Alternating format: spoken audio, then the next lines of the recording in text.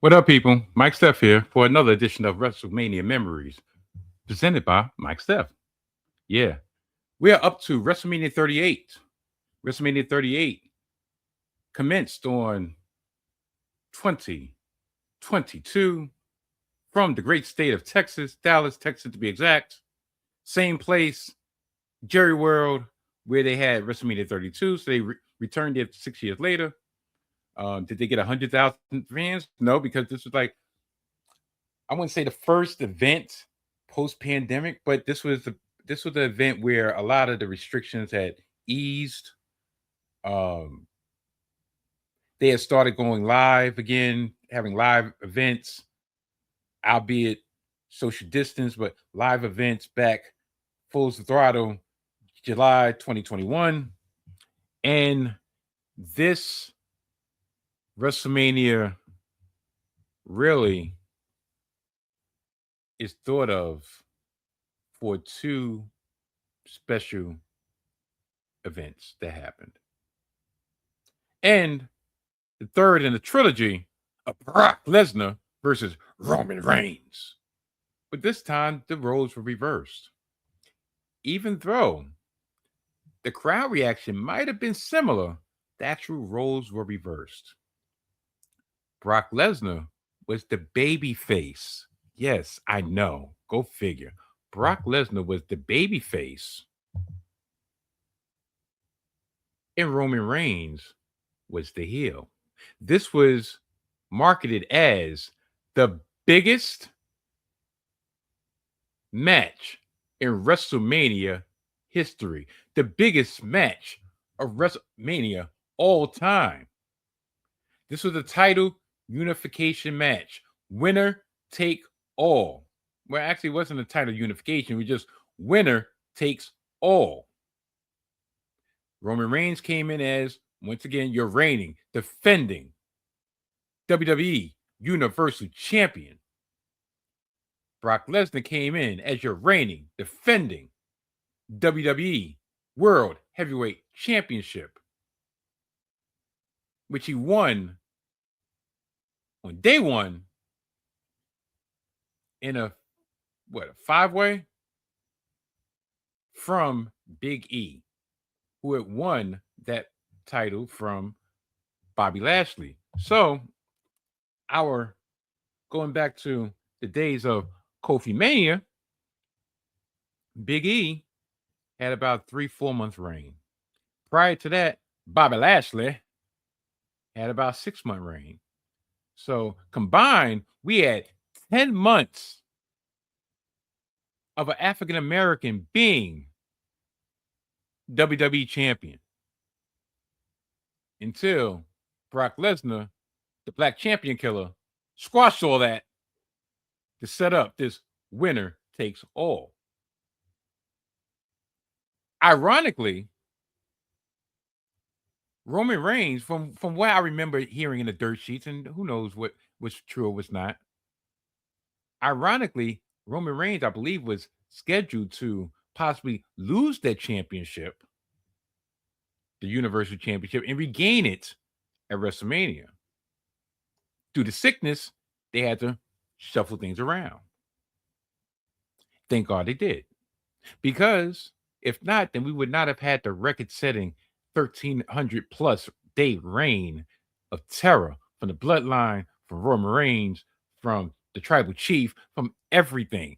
Everything going forward would not have happened the way it ended up happening if there would have been a break in his reign. That's why when I look back at it, probably wasn't true. Probably wasn't true. But these two put on, I want to say, out of their 3 WrestleMania matches, this probably was I'll rank this number 3. WrestleMania 31 was very physical, very realistic, very real. Potatoes on both sides, blood being spurted. The second match, WrestleMania 34, was different because of the the fan outrage by Roman Reigns being once again put in that spot against Brock Lesnar. Both of those participants had ill will against the audience, and plus that was at the end of a 5-hour WrestleMania. So they spent 5 hours to see a main event that nobody went to see. And then this one was more character work, and especially by Roman Reigns, Brock Lesnar, the character work with Paul Heyman, his former client being an advocate for Brock Lesnar, but now being the wise man for Roman Reigns. It was a lot of character work, but Roman Reigns remained your reigning, defending, and now unified WWE World Heavyweight Champion and WWE Universal Champion. Now, the main attraction for night one was the potential return to action of Stone Cold Steve Austin. Stone Cold Steve Austin had a no-holds-barred fight with Kevin Owens in the main event of WrestleMania Night 1. Kevin Owens was goading Stone Cold out the fight. He invited him on as a guest of the KO show, his talking segment, and there was a storyline between him and Seth Rollins in which both of them were trying and conniving and trying to figure out ways of getting on the WrestleMania card because they were on the outside looking in, especially after they lost the tag team championships. So KO said, listen, guess what? I got the gift of gab. I got a talk show. Oh, I got Stone Cold coming on a talk show. But Kevin Owens' main motivation was not to talk to Stone Cold, but to goad him into a fight and to goad him out of retirement one last time for one more round. Stone Cold obliged, but it was not promoted ahead of time that they were actually going to fight. There was a lot of rumors going on. There was even a rumor about this one dude that I don't even think he's around anymore, saying that Stone Cold was back. He was going to shake off the rust against Kevin Owens. And then he had a SummerSlam match lined up for Brock Lesnar. He was going to face Roman Reigns. He was going to face all these people. And no. This was one of those situations in which Stone Cold said, you know what? I could lower expectations by not having this be a formal match. I could lower expectations, but not anybody not even realizing that I'm going to be wrestling or fighting or having some type of altercation during this event. So whatever I give them will be a plus because they don't expect anything. And they went about maybe like 15 minutes or so. Did a brawl, walking brawl around the stadium, and Stone Cold was able to actually leave and retire or have his last match the way he wanted, meaning was being forced out due to injury. It's like, okay, I had my last match at home in Texas where I started my career. Everything is full circle. I'm good. Plus, at the time, I think Stone Cold was like 56, 57, 58 at the time. Anybody thought he was going to do a full schedule or even a part-time type schedule? Strongly mistaken. And for Kevin Owens to be in that position to not only main event WrestleMania, but more importantly, to have a match, an unthinkable match between him and Stone Cold Steve Austin was the icing on the cake. He said from that point on, there's nothing else that will ever top that. I don't ever have to be champion again. There's no push you can give me. Like, everything is gravy after that. I main evented WrestleMania with Stone Cold Steve Austin in the last match of the night in Dallas, Texas. What else is there for me to do? And I agree. And I agree. That's why Kevin Owens is so beloved to this day because like he has that bit of humanity in him. Like at the end of the day, he realized that this is a calling. He's been blessed to be able to be in this position. Right now, he's dealing with injuries of his own, but he takes it as okay. This is something that I dreamed of doing in my childhood, and I get paid for this. It's almost similar to this here right now, except for I don't get paid for this. This is something that I'm able to share with the masses based on my experience, based on uh, my memories of watching 40 some odd years of WrestleMania and through the medium that has been has been used over the last, especially the last 5 to 6 years. Everybody streams now. Everybody everybody has a podcast now. Everybody has a YouTube show now. Everybody can give their thoughts or give their feelings on things now, and I feel blessed to be able to do this. No matter how many views it gets, no matter how many thumbs ups it gets, no how many people actually care. It's not about that. It's about me sharing the gift of gab, the gift of my memories, the gift of my feelings when watching this incredible sport, this incredible genre that we call professional wrestling, um, and this incredible stage that they're rapidly trying to destroy, unfortunately, from the inside out of WrestleMania. So, yeah, I'm gonna get off my high horse. Now, the other main topic for WrestleMania 38 was the return of the prodigal son, the return of Cody Rhodes to WWE. In the months leading up to this, rumor mill, he had left AEW. Okay, little backstory.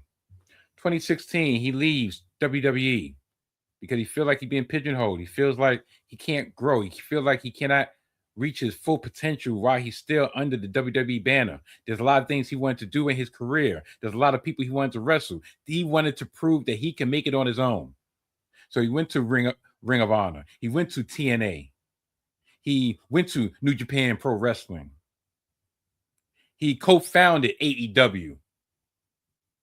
And he did everything he could to make that company a viable threat to WWE. Not to put WWE out of business, but to prove that he had what it took. He had what he felt was needed to implement on the genre of professional wrestling. Wrestling has more than one royal family. It's at the beginning of his theme song. He is the son of the American Dream, Dusty Rhodes. He is the brother of Goldust, of Dustin Runnels, of Dustin Rhodes. Wrestling is in his veins. So when he got the offer, he got to the point where he could do nothing else. He couldn't go any further in AEW. And him and Tony Khan had a amicable partner of ways. WWE came calling. And they recruited him. And that's what he wanted all along. He wanted to feel wanted. He wanted to feel that as if he was an integral part of progressing this business.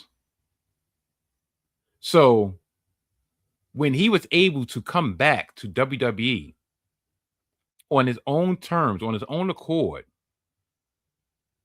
everything, the presentation was the same.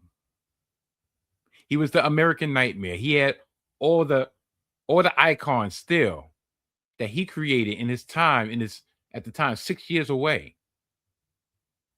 And he returned on the grandest stage of them all, WrestleMania.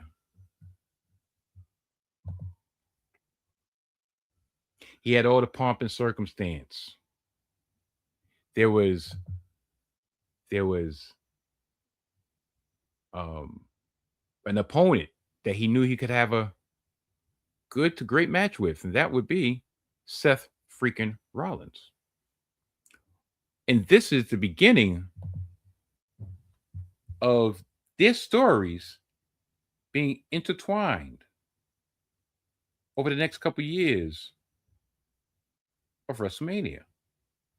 Cody Rhodes set out to he had one goal, and that was to win the championship, in which always eluded his father, Dusty Rhodes. And that was the WWE title. That was his goal. That was his mission. He overcame an injury, a torn pec, and he still wrestled a Hell in a Cell against Seth freaking Rollins. He beat Seth Rollins 3 straight times on PLE. And then he returned the following year, which we will talk about at great depth in our next episode. But Seth Rollins and Cody Rhodes will be intertwined for the 2 of the next 3 WrestleManias. Cody Rhodes had not only arrived in WWE, he truly arrived in the annals of wrestling history. And that's where we're going to end right now. We have 3 more to go. WrestleMania 39, WrestleMania 40 XL, and WrestleMania 41. 39 and 40 have been considered to be some of the greatest WrestleManias of all time. Top to bottom, I don't know. 39, I could say 39 was top tier, at least top 5. 40, the ending, the main events of 40 were epic. The main event of the whole WrestleMania Philadelphia event, night 1 and night 2, especially night 2, have been duplicated so far, but never could be replicated. Or replicated, never could be duplicated. Whatever. You cannot have that. You can never have that feeling ever again. And I want to say that was probably the pinnacle of WWE, especially starting from 38, this WrestleMania right here, to 40. And after 40, starts going down.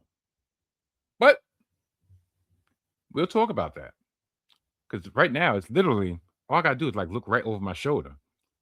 We're talking about 2023, 2024, and 2025. It's not even memories, it's recollections. It's recaps at this point in time. So, with all that being said, I bid y'all adieu. I will check y'all next episode of Mike Steph's WrestleMania Memories.